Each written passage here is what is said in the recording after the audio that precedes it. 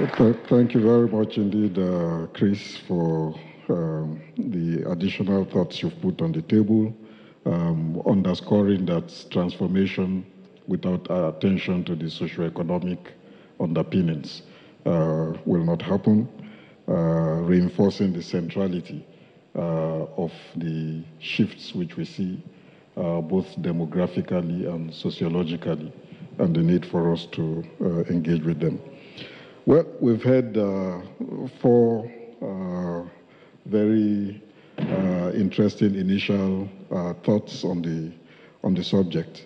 I'm tempted to ask a few follow-up questions, but I will modify myself because you've been listening all morning up to this point, and open up for some immediate reaction and input.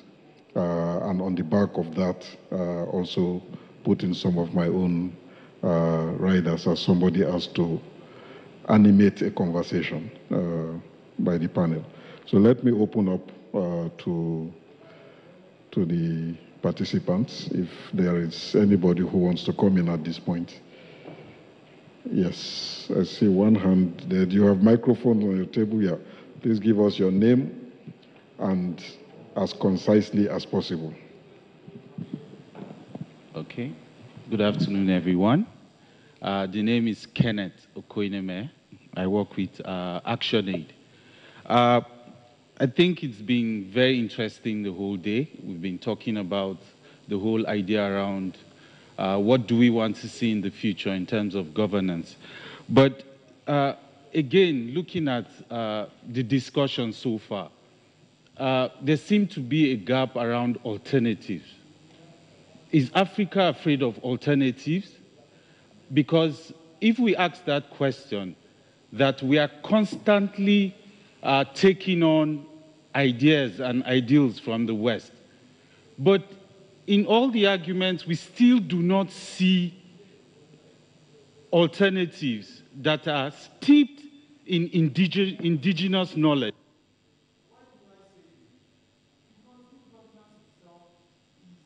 Nebulous concept. It means different things to different people. And so, do we want to build consensus on what good governance should be for the continent, or do we want the different components of the continent to define what it is for them based on their experiences and context? Why do I say this? For example, we have in Nigeria the herdsmen and farmer crisis. Why the state is trying to build solutions around global tested models for conflict resolution. Communities are dealing with these challenges independently. So how do we integrate this form of local knowledge in terms of governance into the broader architecture for defining how society is run? Thank you. Thank you very much indeed. So I'll just invite you to warehouse, note these questions, and if I might ride on the back of it, particularly urge you, Ozonia, when you make your input to that, to tell us what exactly is new in the notion of transformational governance. Is it in itself a new notion? And what can we expect to be new in it? In your presentation, and also in Lamin's input during the welcoming session, you talked about horizontal and the vertical. And our colleague has talked about fragmented sites of governance, which we see across the continent, including the macro level where our governments focus, but also at the micro level where communities engage in initiatives that are steeped in indigenous knowledge. Perhaps you want to elaborate a bit more on that. Yes, please. Yeah, thank you. My name is Kojo Asante. I work for the Center for Democratic Development. There is a trend in African governance, at least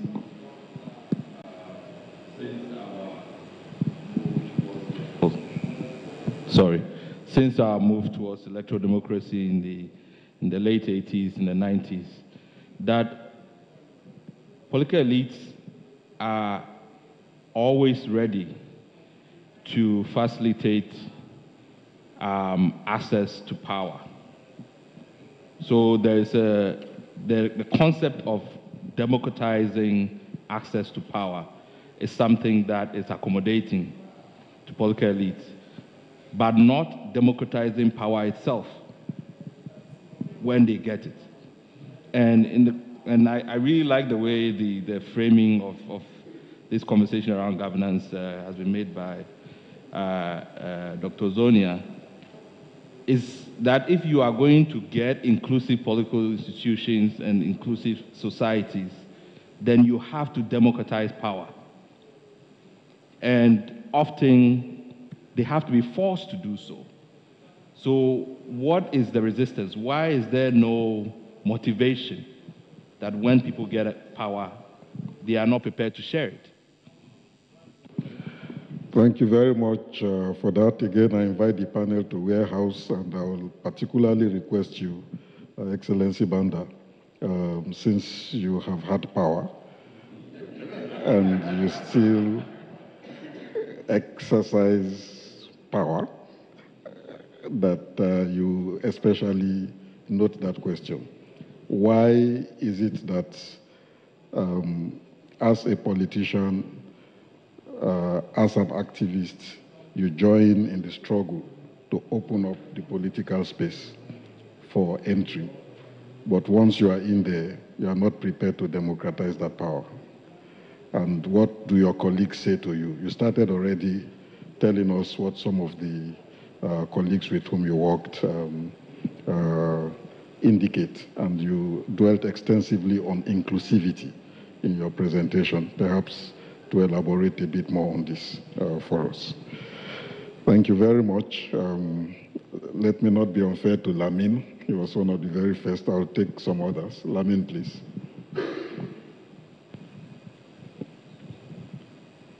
Thank you very much, Professor. I was hesitating to come in since I've had my time, but I thought that I could bring some points to bear on this session. First of all, let me thank all the panelists. I think your contributions are very rich. I just want to seize on one point that Christopher has raised, Dr. Christopher. I think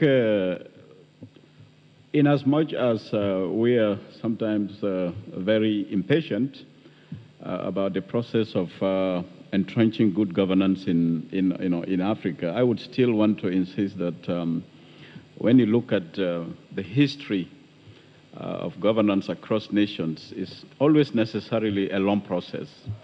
Of course, the point is always made that it took 200 years to entrench governance in the Western world, but we don't have to wait for that, for 200 years. But it's always a long process. When we look over the past two decades, honestly, a lot has been achieved. A lot needs to be done. One critical point that Dr. Christopher pointed out is that we should not wait. We have to be all part of an active process. Of course, bearing in mind that as much as possible, violence should be avoided. I want to cite very quick one. Sierra Leone, I worked there, I think probably the time that this young man was there, but he didn't know me. We were working on this was in the late 90s. We deliberately, and also to tell Prof that from UNDP, we did not only stay on the technocratic lane.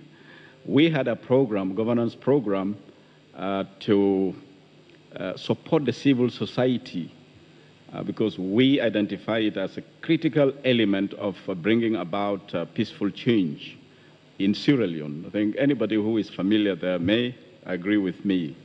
And what we did was to set out to deliberately empower the civil society at that time. That was 10 years before the sitting president was lost out in the election. We always look back on that as with pride. Those days it was very difficult to imagine that sitting presidents can actually lose, elections. So that was a very good example of how we can work with partners and chart out a peaceful process of transferring, power. Of course, that doesn't mean that is the end of the story. But Prof, my other question has been taken care of.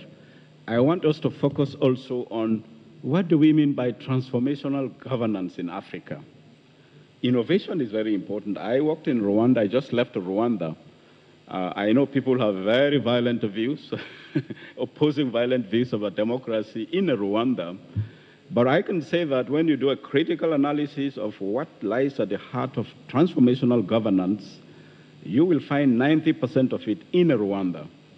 They use their own cultural and traditions to bring about those homegrown solutions which have brought about the kind of change that we see in Rwanda. I don't want to trigger any debates here about it, but I want us to pay attention to that experience when we talk about transformational governance. But I would like the panelists to give us their views about what we mean by transformational governance, because I'm convinced that it should be at the heart of the future path of democratization in our continent. Sorry if I took a bit long. Thank you very much.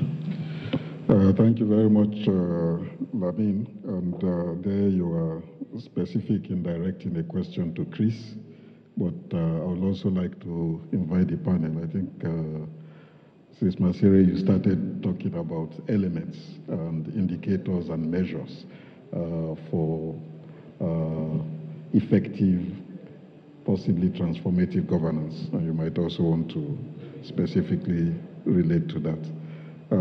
Let me call Miriam. I was about to say, Prof, you need to make it gender balanced. Thank you. My name is Murray, and I work in Cameroon for the Center for Human Rights and Democracy, and it's based in Buea, but I'm originally from the DRC. I also do have a similar question. What is really transformative? What is governance? Because if I have to go back to what my brother Kenneth said, we tend to overlook homegrown solutions, and we bring new buzzword on the table, which is making it more confusing for the new generation. But that was not my initial question. My initial question is, we're blessed today to be sitting, among a former president and an aspiring president. So how can, from the former president, how did Her Excellency contribute to the and what approach maybe she can share to this agenda, the future of governance in her country, that could also help an aspiring president whose sub-region, the Central Africa sub-region, has been in conflict for years, and his country is about to go in flame. So what can he leverage from your experience that maybe he can take home once he has the command of the country? So that was my question. Thank you. Okay, thank you very much, Muriel. Sometimes they call me Amina. They also call me Amina. I'm not gender blind at all. What can Chris, as an aspiring president, learn from Joyce as a former president in matters of transformative leadership? And if I may add here also, as part of those lessons, and to the extent to which time will permit us, it would be interesting to hear from you, Your Excellency, what the roots, I think you did indicate it's not a tea party, transformative leadership and governance. You said corrupt people run after you. As it is, they're almost declaring you a wanted person and a fugitive from the law. That when they said you are coming to Accra, I was like, maybe there will be a warrant at the airport. And then they said, well, she didn't make it because of a mixture in name, I said, the warrant is being executed. So we'd like to hear. I'm sure there's a lot of people in the audience who would like to hear what is going on in Malawi and all of that. Andre? Thank you very much. Yeah, I've got three brief questions. I think two for Dr. Ozonia and another one for Her Excellency Dr. Joyce Banda. First of all, we are so good in devising new concepts: transformative governance, developmental state, good governance. So the question is close to which was asked earlier. What is new? What is going to be new in that governance? What does it entail, transformative governance? And also, why should we so much focus on the future of governance in Africa when some of our people are fighting to survive? It is not even sure that they will get to tomorrow. Why should we so much focus on the future and neglect the present of governance? And maybe another one, what is the place of leadership in governance? And then I will go to Her Excellency Joyce Banda. That was a very good lesson on leadership in Africa. But the question is, how is that our leaders do not understand leadership that way when they are in power? Is it because power corrupts and they are absolutely corrupt when they are in power? Thank you.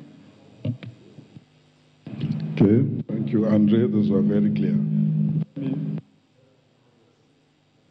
A lot of issues piling up. I'll take the lady next to Kofi and then come back to the panel and then come back again to the audience so that we can have a conversation. So please. Okay, thank you. My name is Estateria. I work for the Gender Center for Empowering Development. So my thing, from my father from Liberia, he stressed on citizenship. And what comes to mind is, in Ghana, we have members of parliament who do not even have offices in the constituencies that they represent. How are they really representing their people? What informed decision do they even take from their constituency to parliament to make laws for the people that they are overseeing? The constituencies are not even aware of new laws that it's being laid in parliament. What is their agenda? And all that you realize being bothered by the politicians is that, oh, when I go to my constituency, everybody wants money for funeral, money for this. What do we need to do differently? If we really want to get people to participate in governance, contribute effectively, and such a key institution like Parliament don't even have constituency offices. They don't have research units for them. So how do they make the laws? How do they make the informed decisions and all that? If you look at the educational system in Ghana, most of the schools have a school prefect, and they have girls prefect. So in the school unit, you realize that you have been conscientized that, okay, the leader is supposed to be the man, and a girl, an assistant or thereabout. And you come into the political scene, and you are asking these people that you have brought up through, not even in your homes alone, but through the educational system, that we need women to also participate in the decision making. And the first thing that comes into the boy's mind is, but when I was in school, I was the boy's prefect, and she was the assistant. How do we need to change our educational system to make it more gender sensitive, more inclusive, that all this part of, these women who are left out in leadership roles, active leadership roles, not only when they are needed in the room to serve. In most of the districts where we have these women who even win, you realize that in meetings they said, oh, Auntie Comfort, you should bring the water, you should do this. So the men still in there, they still don't understand why we need to have this segment part of the conversation. Thank you. Okay, thank you, Auntie Comfort. I'll come back to the panel and maybe move in the order from the right to the left with Ms. Masiri.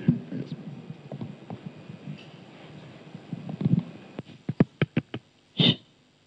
Thank you. Thank you very much, Mr. Chairman. I thought you would start with Her Excellency so that I can comment on the one or two crumbs that she leaves behind, since a lot of the pie is sitting in her court. But notwithstanding that, let me just start off with the first question that asked about alternatives and looking at the indigenous approach. An example has already been given of Rwanda, and I would like to share an example from Botswana. In Botswana, one of the traditional institutions that really have become the bedrock of development and governance in Botswana is the Kotla system. This is the rural or the traditional consultative process that allows us to engage the community on areas of development and on areas of carving a way forward.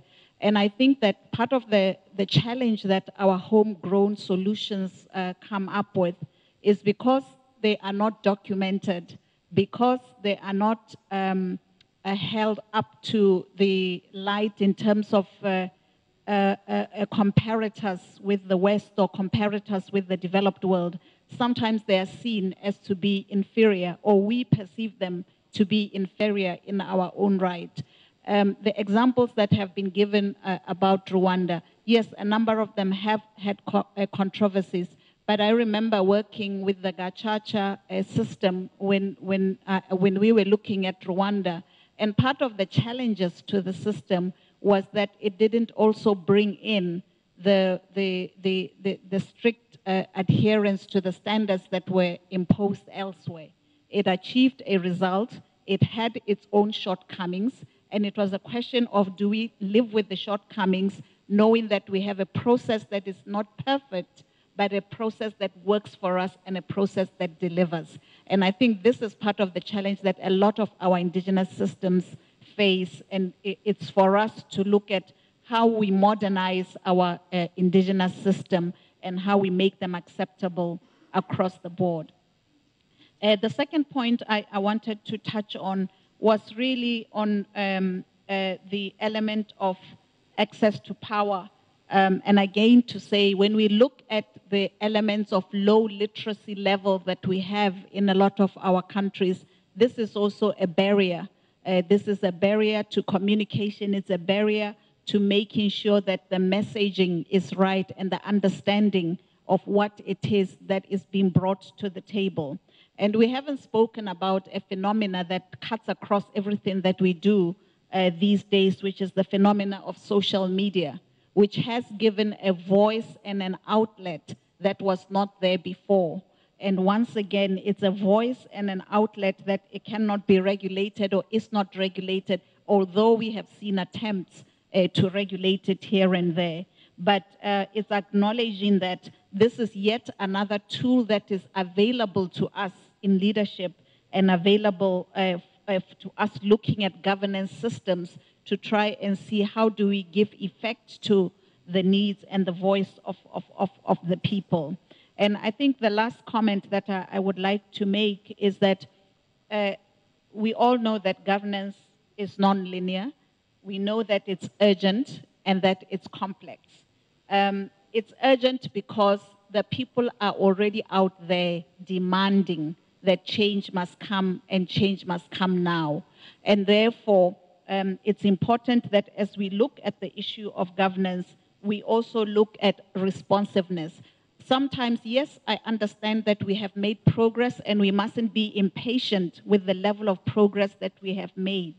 But the difference between us and the developed countries is that when they were making their progress, they were doing it in a much more stable environment, in an environment that didn't have the kind of challenges that we have today. So we don't have the luxury of saying it took country X 200 years or 500 years to do this. We have a very impatient cohort at our doorstep saying if we don't get what we want, then we will find another way to make it effective. And I think this is what is really challenging and asking us to say, what do we do differently going forward versus what we have been doing to date?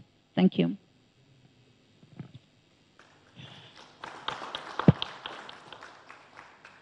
Yeah, thank you very much, moderator.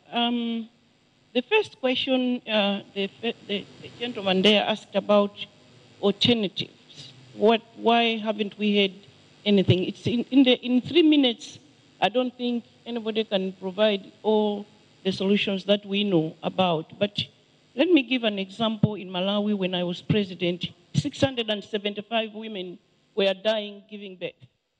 And I realized that the power to change that situation would be with the people, the communities, the traditional leaders who are the custodians of tradition and culture.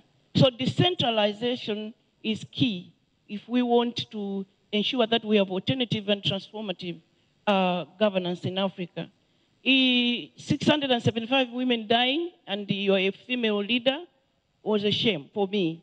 So in 24 months, working with the traditional leaders who put their own bylaws in place, who banned the delivering of babies by traditional birth attendants, who demanded that in their area no woman shall give birth in the village, but at a hospital. And on our part, as government, built holding shelters where women could go and wait until labor finds them close to trained personnel. We were able to reduce maternal death from 675 to 460 in 24 months. So I would like to agree with you that as we sit here, we must look at alternative methods, alternative ways of bringing about transformative governance, the African way. Second was a question that came from this side that said, why don't you want to democratize power as leaders? And I thought that I tried in my presentation to tackle some of that, but then let me link it to the issue of this warrant of arrest. I think first and foremost is that Africa must, and globally too, must identify those leaders that are trying to fight corruption and support them, motivate them, and protect them.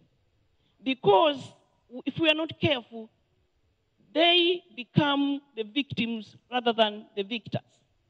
And that does not motivate other leaders to leave office, does not motivate other leaders to open space to allow people to be free to write, to associate, or to speak.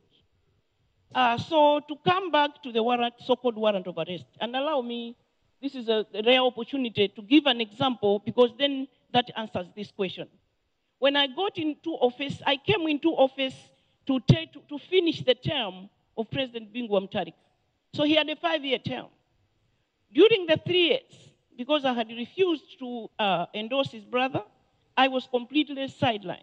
So I didn't know much about what was happening. But I remember hearing that somebody was arrested, a very junior officer, with 400 million in the bank. When I came into office, during my 2 years, I was talking to the European Union ambassador. His name is Alexander Baum. Now he's based in Botswana. If you know, yes, Ambassador Alexander Baum, he was the European Union ambassador. In fact, he was congratulated by the House of Commons for having elected a head of state. He is the one who told me when I asked him if he could do, because sometimes outsiders, when you're a leader, will know things that you don't know. The people around you may not even want you to know. So I said, if you ever notice anything about corruption, please let me know. He says, I'm surprised you asked, because your predecessors were warned by us. They didn't want to listen. The integrated financial management system is being abused. So on the 7th September 2013, I made a statement to the nation. I have been alerted that money is being stolen. I have put together a team. And I said it at every meeting that week. If I catch you, if you're my husband, if you're my son, if you're anybody, you are going to jail. 1 week after that, the first group was arrested. And because they had a lot of cash in the house, that's why it was called cash gate. Because I said, stop them anywhere, open the boot, go in the houses, look in the roof and everywhere, and bring back that money.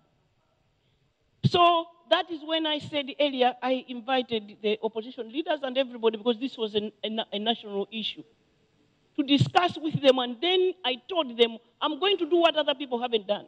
I will arrest. And I was warned by many colleagues to say, it's not easy. Don't think others don't tackle corruption like this are stupid. This will backfire on you big time, because they will smear this back onto you. At the end of the day, you will not know who did what. Fortunately, I had a very good friend at the World Bank who advised me, have a document that will exonerate you. So I went to the British government, and the British government provided resources and an audit firm to come and do a forensic audit in my government during my time. I don't know how many presidents in Africa will conduct a forensic audit in their government while they're in office. Usually the IMF or anybody else will come and insist on that audit or forensic audit when they have left office. But I did that. And at the same time, I put together a team headed by the Inspector General of Police, the Deputy Inspector General, to investigate, because he was an expert in criminal investigation. I said arrest and arrest, but keep the nation informed about the processes you are making. Working with the donors, I put together a 7-minister team to draw up a work plan that would help us fight corruption. But the people being arrested warned me that we shall fight you now and fight you for the rest of your life if you allow us to go to jail. So if you hear any trials taking place in Malawi, those are the trials, those are the people that I arrested. Contrast to that, the German government, the ambassador was kind enough to also provide resources to say, if this is, in the 2 years Joyce Banda was in office, 30 billion was stolen, then let's look at the 3 years before she came, because that must be the genesis of this theft. Remembering the 400 million that junior officer had stolen. There is now a forensic, audit report that shows that 230 billion, which is 10 times the 30, that was stolen before I came in. That report mentions people that are in office now that have never been touched, and that report the government has resisted to release, which is a tragedy for the people of Malawi. Because you want to see the enormity of the problem by looking at 230 billion and the 30 billion and say, how did all this happen? What is it that we can do for this never to happen again? So, elections came. I was told, you will not win the election if you fight corruption. I said, yes, that's okay. There's life beyond State House, and indeed there's life beyond State House. Here I am. But anyway, the problem is to fast forward. This particular time, this is 4 years later, after an audit, this, by the way, the Bekatile audit report is online. So it's a public document. Anybody can go and read it. I was advised by a friend at the World Bank to say, when you have that document, they can smear all they want on you, they can blame you for anything, but you will have a document that will protect you. But this time around, 3 weeks ago, last month, I was coming home.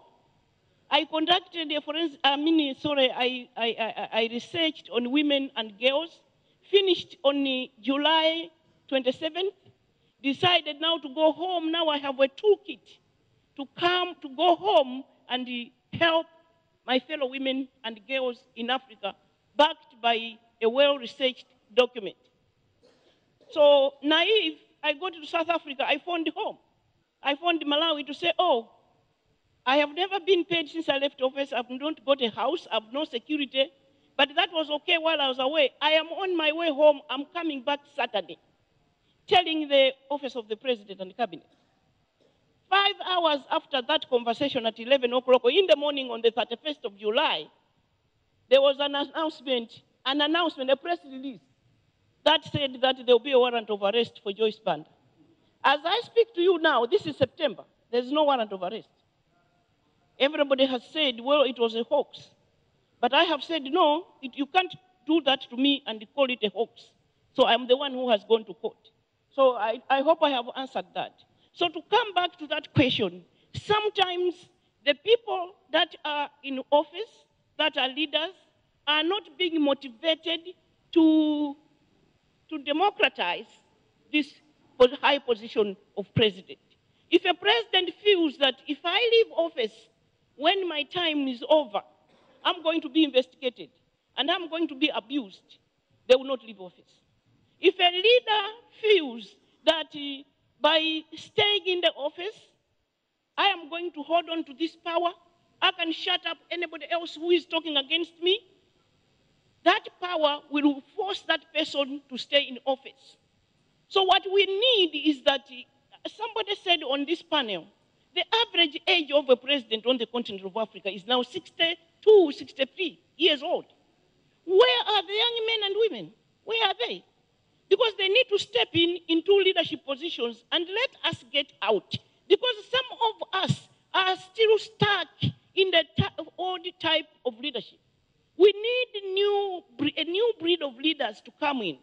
But I also want to appeal to us as Africans, but also globally, to say that when we see 2 or 3, 4, 5 leaders that are really seriously fighting corruption, don't call them, he's a madman, she's a stupid woman, and then victimize them, because it doesn't encourage the rest to fight corruption. I think I answered. I think I answered.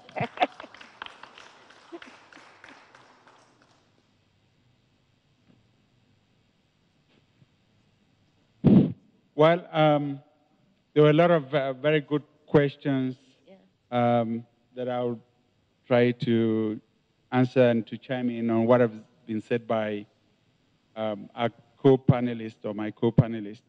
But if I could beg your indulgence, Prof. and Chair, before I do that, I'd like to recognize somebody, because, you know, we go to these conferences, to these high-level panels and meetings and workshops and seminars, and we shake hands and we exchange business cards. But sometimes you don't know that you're in the presence of great people. Right now, as many of you know, I'm from Cameroon, and Cameroon is going through some very trying moments where we're dealing with our own inheritance or our own heritage and trying to figure out how we better organize ourselves to govern now and for the future. And a lot of people have paid a price for that, even just for speaking out. A lot of people are still paying a price for that. And if the situation is not well handled, probably it could degenerate. And the sub-region or this continent could have a major crisis on its hands. And so we're very fortunate today to have in our midst someone who has been front and center in this whole struggle and who had to spend 7 months in a high security prison in Yaoundé for a crime he didn't commit. I'm so delighted that after that experience, he's not allowed himself to be beaten down. He was released on the 31st of August. I was very fortunate to be chatting with him in his prison cell, in the prison yard, when the announcement came that he had been released. I'm just very heartened that he stayed strong and steadfast to his mission and continues to give hope and inspiration to young people across our country. He's a distinguished barrister of law, has practiced law internationally, including for the UN, and of course back in Cameroon, and heads one of the main chapters of the Cameroon Bar Association. He also teaches at the University of Boya, a human rights leader, a civic leader by his own right. And I'm talking about Barrister Felix Agbobala, who is here with us. Please, can you rise and take a bow?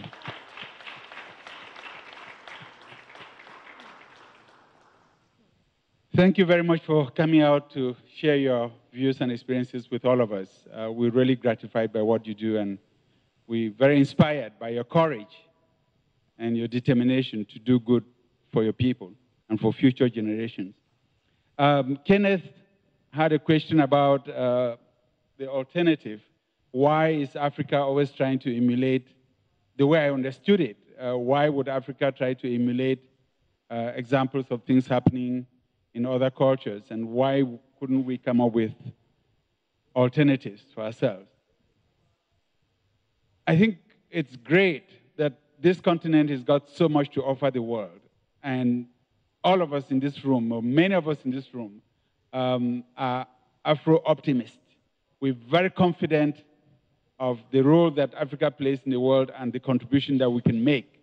We've got a rich culture from which we can extract such wonderful principles and practices that can help strengthen our governance structures.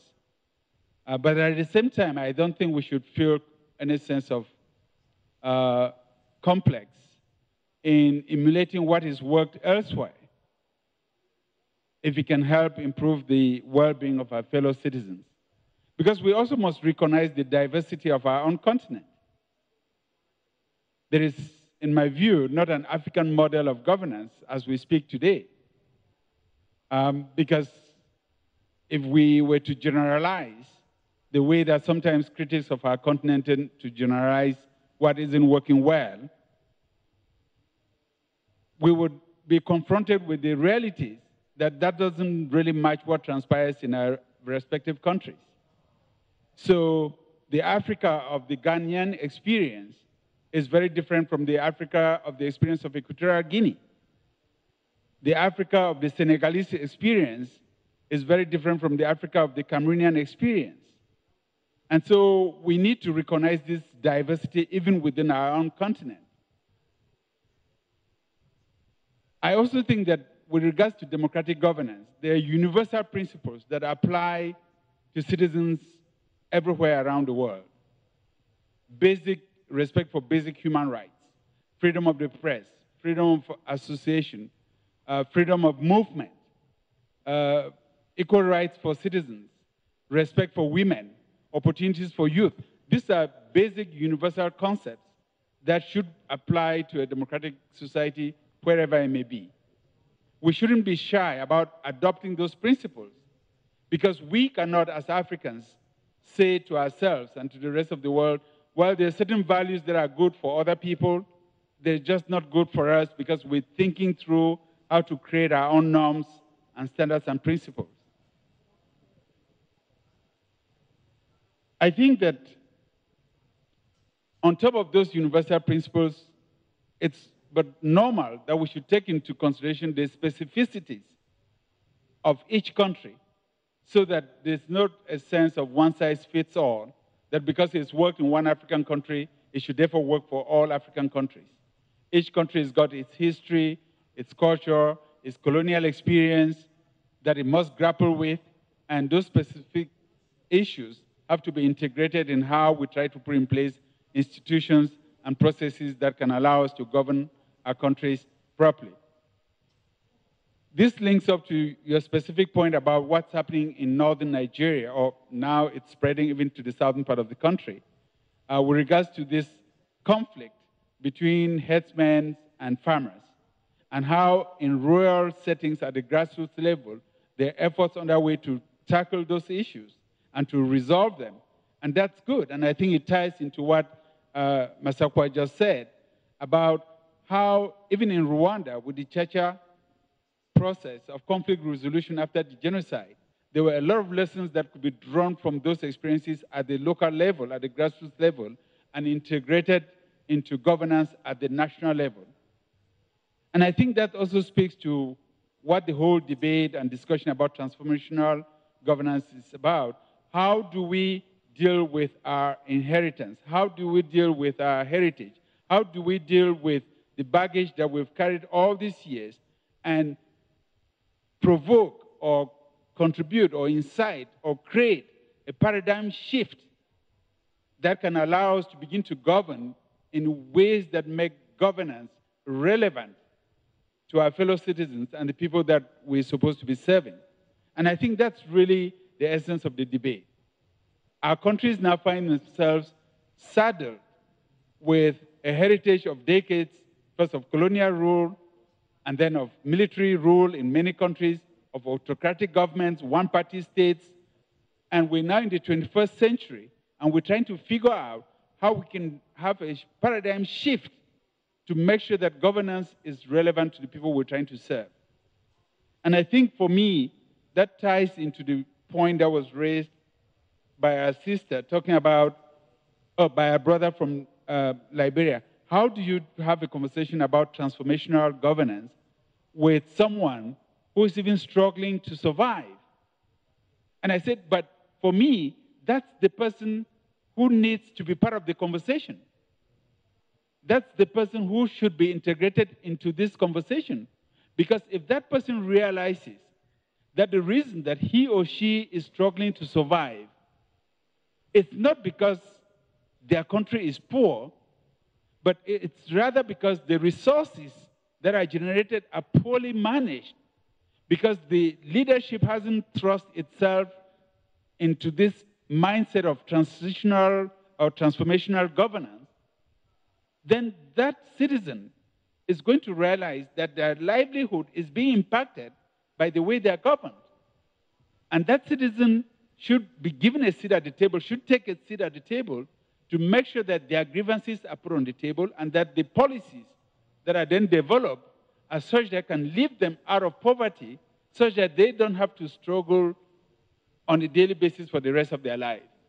There's no reason why subsistence living should become the norm for our people for the entirety of their well-being. And we've seen things happen. You know, I was, Kojo and the rest can testify. I started working on Ghanaian issues with regards to governance way back when people who used to drive from Accra to go buy basic commodities in neighboring Togo. It used to happen here in Ghana. The road to the airport was a one-way street. It was a narrow, very narrow pathway from central town Accra to the airport. Today, because in the past 2 decades, Ghanaians have proven to the world that they can manage their affairs.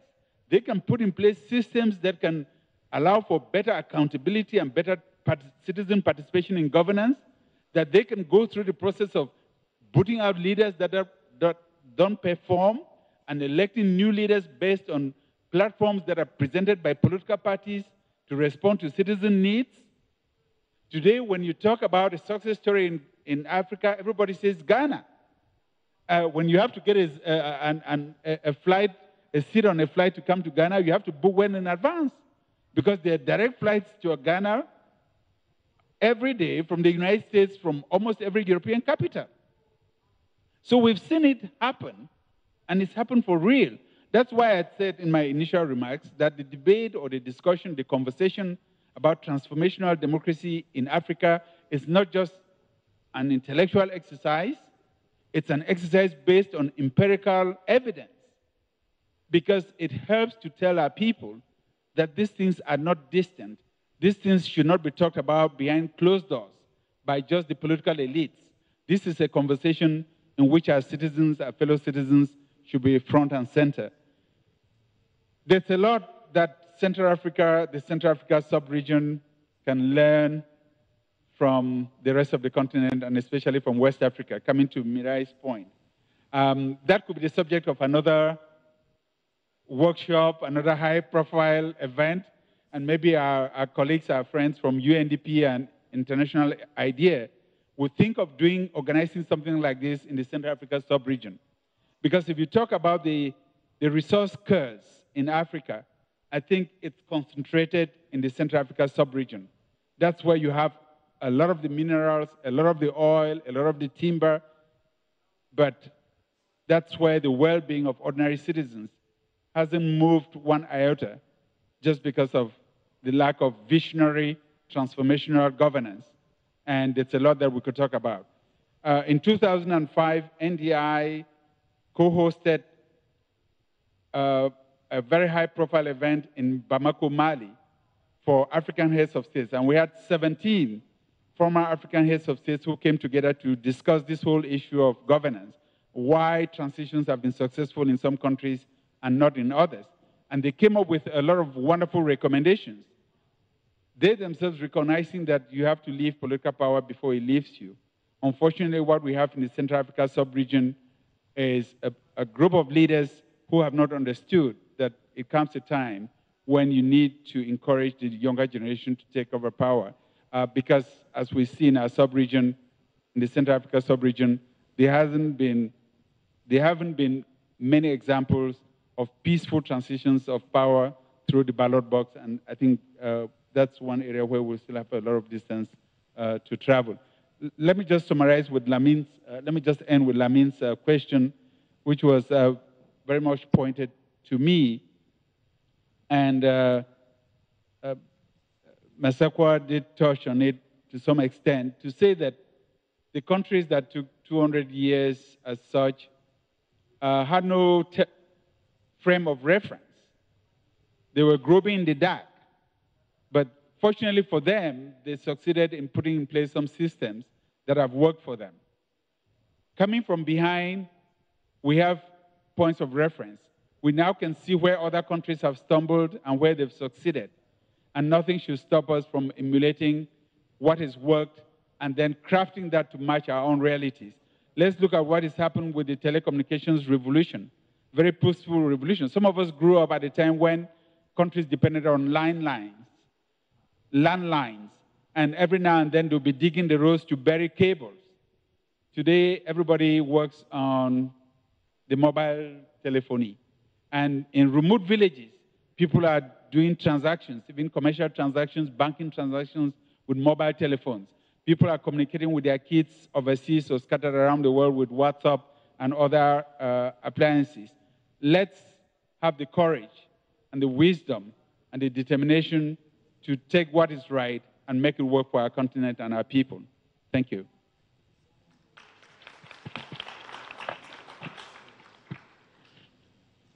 Thank you very much. A lot's been said already, so I'll just focus on the questions by Kenneth and Andre. Andre raised the issue of leadership, and I think perhaps other panelists forgot to address that point. I think it's a very significant point as well. I like the idea that this is not new, and that's true. The discourse has been there, and I think Bayo, in his seminal presentation, highlighted the efforts that have been made over the last 3 or 4 decades to center stage this issue in our own discourses as Africans. So what is new now is that, as Masakoi said, times have changed, the environment is different, there are opportunities, but it's also urgent. So the discourse on transformational governance is not a new discourse, but there's new momentum because if we don't address it, we have found that the traditional approaches are not resonating as much as they ought to, that there are significant challenges we need to address. So if the traditional approaches aren't responding effectively, can we interrogate the why?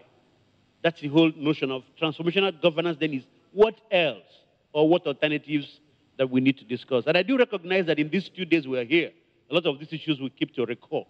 And I'm sure that other sessions will discuss them as well. But there are 3 central issues I wanted to highlight here that Bayer also mentioned. Is the historicity of the discourse. So we emerged from independence. We didn't have the luxury of experimenting and transforming and finding what's adaptable.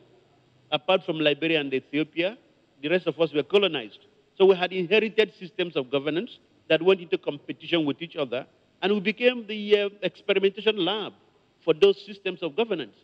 And so for the first 4 to 5 decades of independence, we were experimenting in a capitalist or a socialist model of governance. And now we've seen the legacies of that. So while African academics were already highlighting the challenges, it became stronger in the structural adjustment period in the 90s because we could see the massive failures. But even at those moments, the opportunity for that conversation was extremely limited. The governance had run into balance of credit issues. There was no money. Governments needed credit, needed opportunities. For you to have credit, you had to go and negotiate with international financial institutions. And the emergence of the good governance agenda then implied that those inherited models were okay. The problems were you. You were the problem. You couldn't account for the monies you spent. You went on prestige projects, and your public service was bloated. You had too many institutions. So if you reform your institutions, stream the public service, got out of the economy, everything will be fine. So actually, the time to have that real conversation is only now. Because we found the weaknesses and failures of the structural adjustment program. And many countries are saying, hell no, this is not working. And we need to be responsive to our people. So what is new is that the opportunity for the first time in our political history as independent African countries, there's a real opportunity to have this discussion. And so as we have it, we look at the past and the scholars and practitioners and comrades who have been part of this discussion and learn from them. That's number one. The second also is that, as Chris did mention, there's a duality or maybe a multiplicity of systems of governance.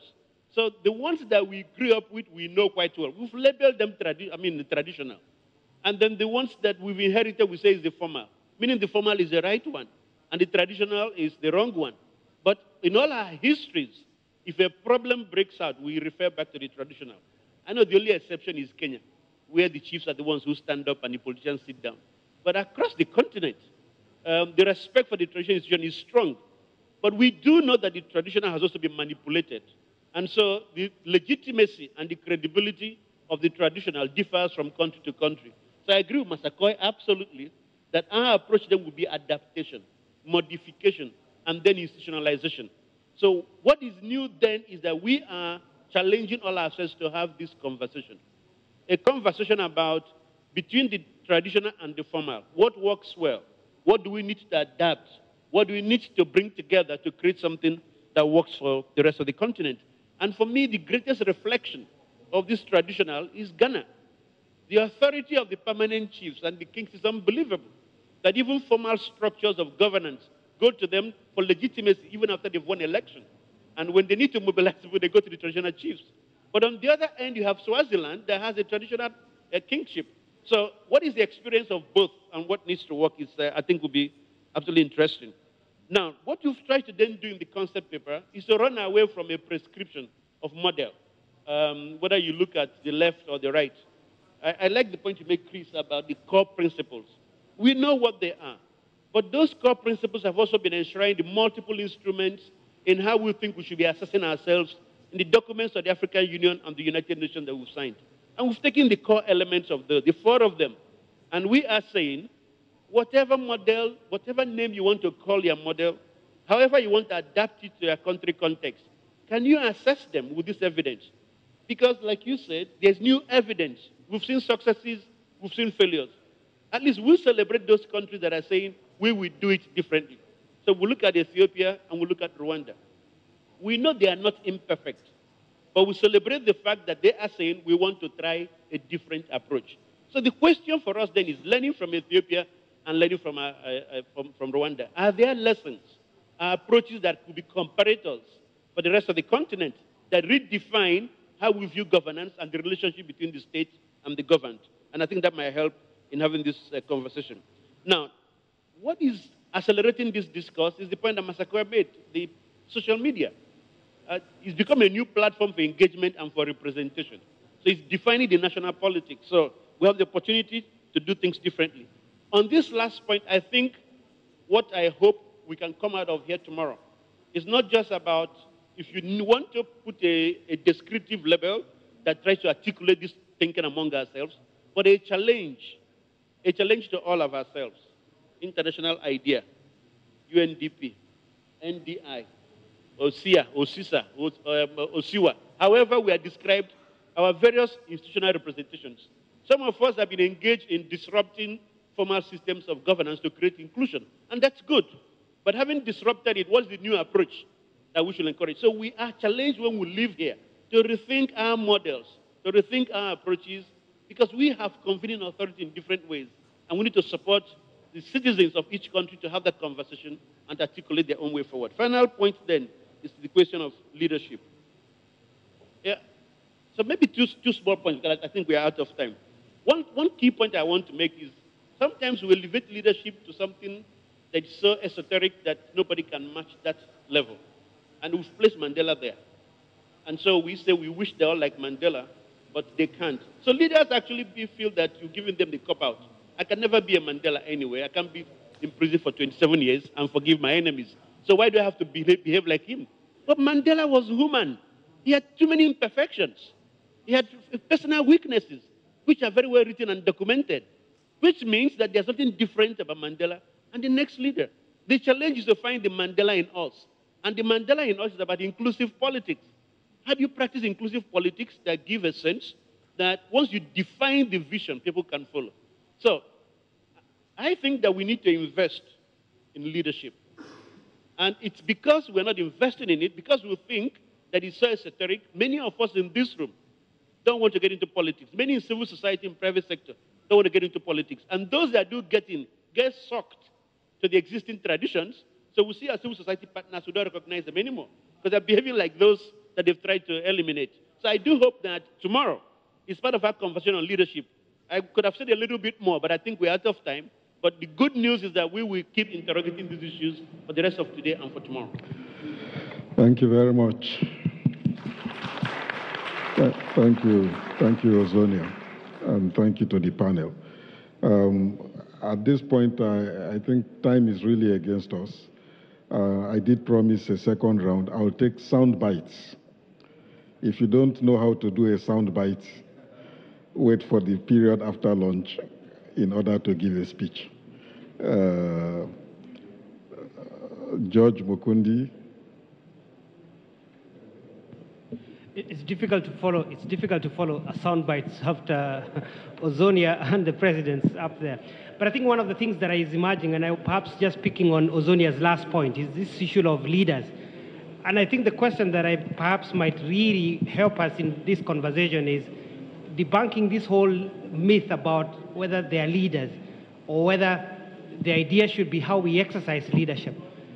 And I think those are two usual stuff that are conflated, that one almost assumes that leaders exercise leadership. And what we've learned in this continent is that most of the leaders, or the people we imagine are leaders, don't exercise any leadership. And what we are beginning to see is a bottoms-up approach, leading from above and leading from below, essentially then suggesting that, as we've been told, I think earlier in the morning, how do we empower and capacitate and give individuals capacity to exercise leadership, even if they are citizens, whether it's through innovation, technology, and otherwise?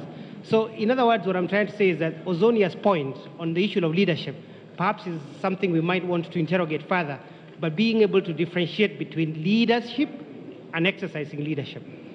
Okay, thank you very much, Zacharias.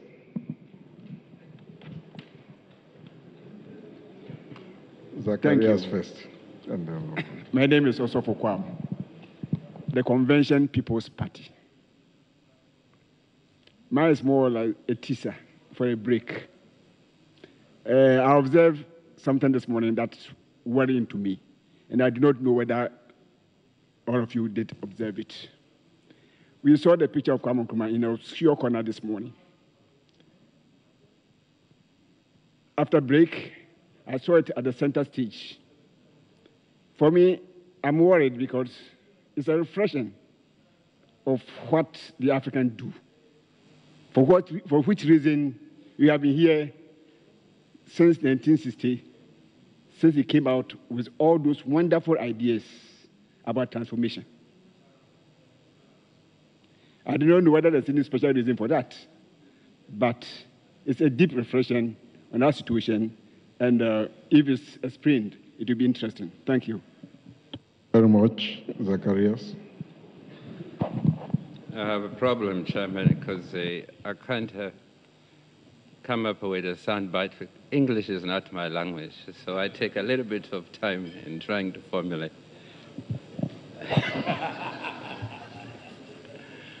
So, I was inspired by Chris and Ozonia when Chris, for instance, says that we shouldn't shy away of using of what has been working elsewhere.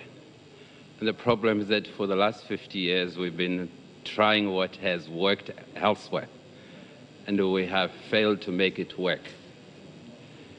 The other idea was that we should be using universal principles. The issue that comes to my mind is how universal is universal?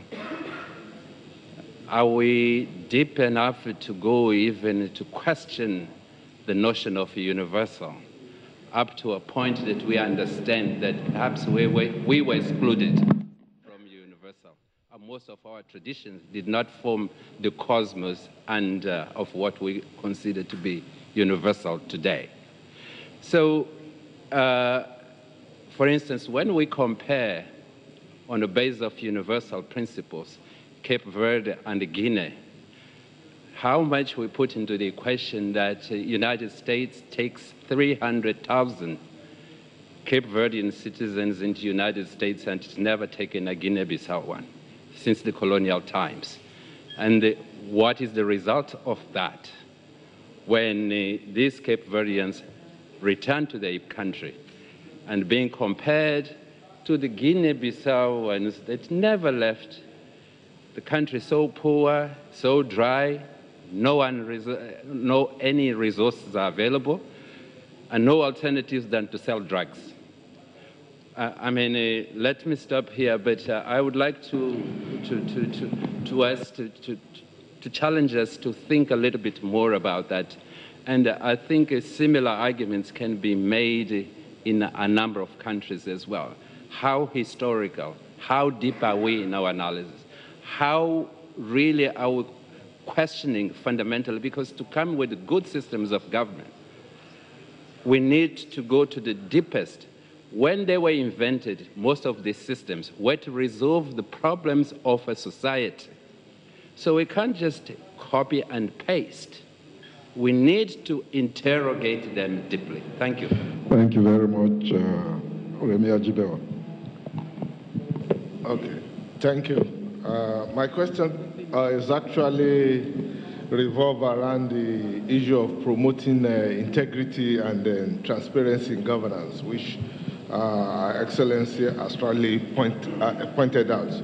Because when you look at the various assessments that has been coming out, even from the analysis given earlier by the key speaker as well as the other colleagues, you realize that the problem of transparency, lack of integrity, corruption are just some of the key concerns. And then we try to see that in eradicating corruption and uplifting the democratic value, there has been significant progress made in some of the regions compared to the others.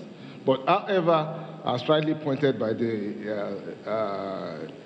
former president of Malawi, you realize that it's a very difficult issue. For example, even in West Africa, we're looking at what we call the whistleblowing protection, which has been working effectively well. And I think it's against that background. It's a policy that came even from ECOWAS, to be realistic. It's a regional policy, but we've been practicing it in 3 or 4 countries now. We realize that it's also in resonance with our article on 38.2 on Protocol on Good Governance and Democracy. And you realize that even AU has bought into it, and that's why they made General Buhari the custodian of the issue of corruption, anti-corruption crusade. But my point is that, as rightly pointed by my brother, not that ECOWAS and the ECAS and other regions have not been doing it. We just had one in Yaoundé. But however, it's also what we call the normative frameworks in places. For example, I won't go much into it, but we have what they call the normative framework, which have been in place, which are not even existing in most of those countries right now. So against that background, what I tend to see is that there's a need to do what we call the sharing of lessons learned, and which you all say is the next step. But the issue of corruption, as rightly said, is a very difficult case because of those that you are surrounded with, and you might be a victim as well. Thank you very much, Remi. Kaguru, Brian. Chairman, I wanted to quickly suggest that perhaps we have, and following up on Kundi and Zach, that we have a bigger crisis of followership than we have a crisis of leadership. That actually what is central and has been central to our governance is this crisis of citizenship. And then you link it to a crisis that we alluded to, I think the panel did a good job, which is the crisis of distribution and redistribution within the economy and society generally. And then the third thing is the crisis and opportunity of diversity. We took on the message of meritocracy and of inclusion, and we've ended up in certain societies with a dysfunctional and exclusive efficiency. So the state is efficient, institutions are efficient, but they are not sufficiently inclusive to be legitimate. And I think that the future president touched on that. But in your earlier presentation in the morning, you touched on the issue of ideological and ethical vacuums. We're trying to do an ethical revolution in an ideological vacuum. And I think that that chairperson is not possible, partly because the state as a site of accumulation and the private sector as a site of distribution anachronistic. Thank you very much. Somebody there who's been very patient, the gentleman in white. And if you don't mind, I'll make it the last because of lunch and plead with all the other colleagues to come after lunch. Thank you. Thank you very much, Prof. My name is Gamali Hodofia. I work with the Interministerial Coordinating Committee on Decentralization. That's here in Ghana. Listening throughout this morning, I kept asking myself a question. Do we really need a new model of governance? Or is it that we need a model that actually looks to internalize the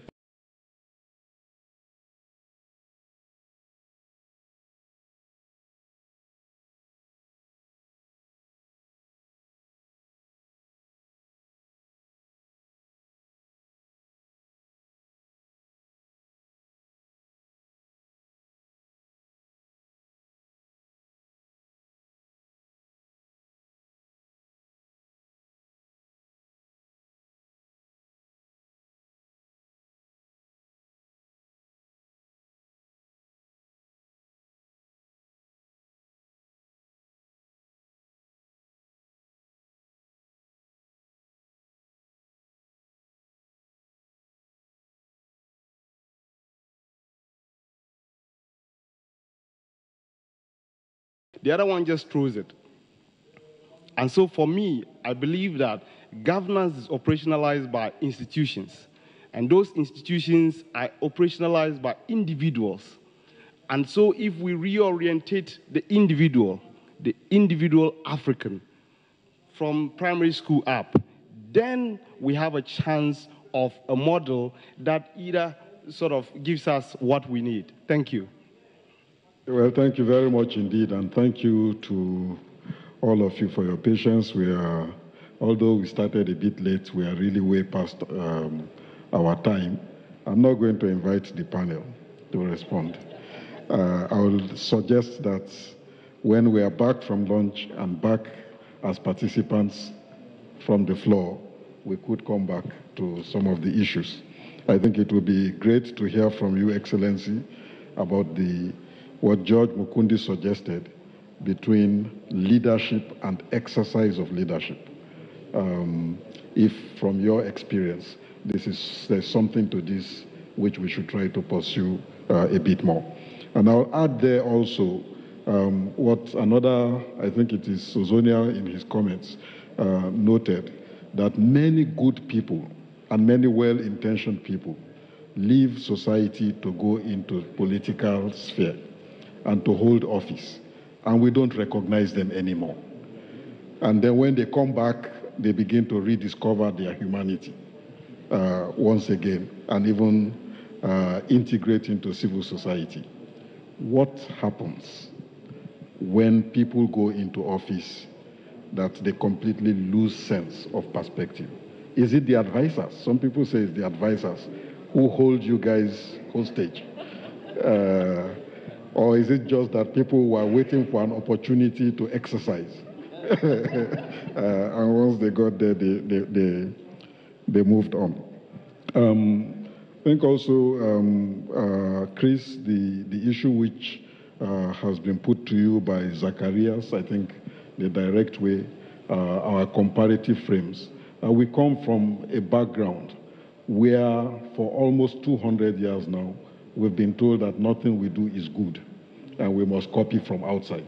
Isn't it time to put a stop to this copycat and mimicking mentality that has held us back more than it has helped us to advance? And what are the frames of comparison that are useful for us to carry forward?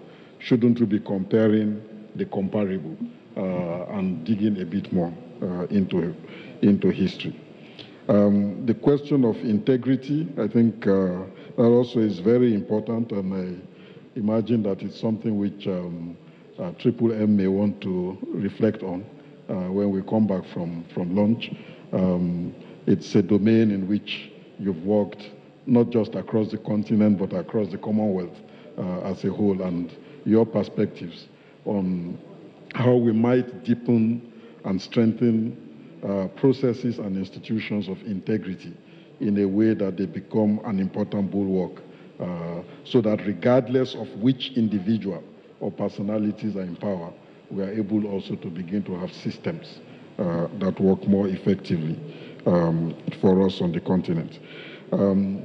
A question was raised as to what is new, and it keeps recurring. What is new? Ozonia, it looks like you are not satisfying people. Andre Mbata is a professor of law, and he says, what is new? Aren't we just given to inventing things every time? I was almost tempted to tell him that if he stopped inventing concepts as a professor of law, he might be out of a meal ticket very soon. Invention is part of the name of the game in order to stay in the game. But it looks, as our last questioner also said, shouldn't we just get on with it and stop this business of inventing and, as it were? So maybe, again, something you might want to come back to. But one thing which I think is clear on a final note is that for all of the progress which we have made, and, really it's impossible for us to bring out a measuring rod and say, well, we are 40%, we are 50%. Africa has been changing. The continent has been, even in a sense, transforming. And that change sometimes is so visible. I mean, those of us who live in Addis Ababa, we say, don't go out of Addis for 3 weeks. When you come back, you might not know the way to your house anymore, because all kinds of new buildings are cropping up every time.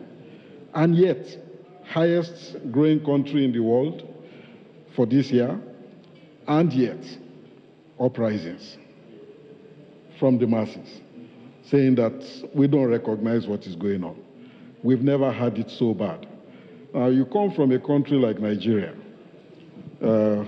where we seem to make a virtue of having it permanently bad. And you look at an Ethiopian and you say, they are doing very well. And Ethiopians are telling you, this is a joke. We don't recognize ourselves here. Then there is something which is really fundamentally wrong. And I think that, for me, is where the value of the conversation which we are having lies. Because although we may be improving in certain dimensions and domains of governance, are we touching the right buttons that matter to this generation and those to come in matters of governance? Southern Africa, celebrated as the most stable, the most democratic and all, undergoing major transitions, which we are not reading and we are not recognizing, but which, if not properly handled, could actually turn that region into a cauldron of violence of the kind which you have never seen on this continent. Or of West Africa, where the Sahel is boiling.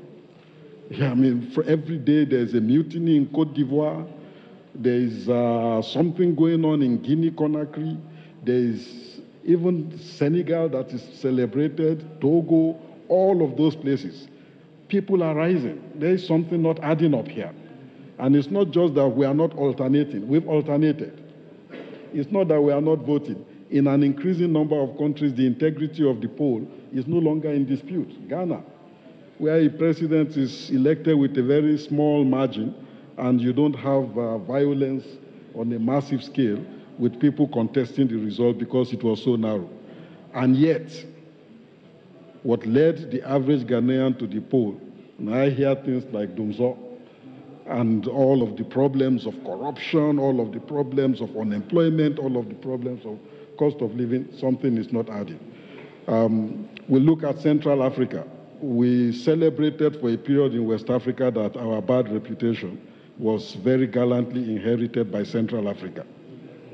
And unless something gives, it's also clear that that system is not holding anymore. Repression for almost 50 years is producing an outcome in which people are numb now to repression. You go on and repress. From Congo to Cameroon to Gabon, we see movements of various kinds. So I really want us to take this introductory panel as an effort to tease the various issues as has been done and to put to our attention some of the key points that we might then subsequently take up in the period after lunch and when we go into group work. And hopefully we'll be able to drill further down to more precise elements beyond the framing issues that have been covered with a view to coming up, certainly not with recommendations for policy action, but an agenda that we can all fit into towards a collective endeavor at improving livelihood. Remembering, as our keynote speaker, Professor Amos Sawyer, underscored in his message, that at the end of the day, it is about the well-being of the citizen. And citizenship is not anything that we can dismiss in a discussion about governance, but in fact, a factor that is at the very heart of governance itself. With these words, please thank our panel, our very distinguished panel, and thank you very much for this conversation. And I'd like to now hand over to Njoya to guide us for the next. Thank you very much, Prof. Please, let's give them a solid round of applause again. So, two quick things. But before I mention the two things, I wanted to tell my brother from Ghana who has these two nephews that I grew up in a village, but I don't litter. I keep my garbage to myself until I find a proper place to keep it. But in any case, we're going to go for lunch. Lunch is on the 3rd floor. So you go out, you take the right. There's an elevator there. We go on the 3rd floor. It's called Papillon Lounge. We should be back by 3 o'clock, so we have an hour to eat graciously. And if you don't have a voucher, because I understand they came around and gave you some food vouchers. If you don't have one, please get it by the door. My colleagues are standing by the door to help guide you. If you're lost, they're also outside to help you. Thank you very much again, Prof, and the entire panel, Your Excellency, and Dr. Chris.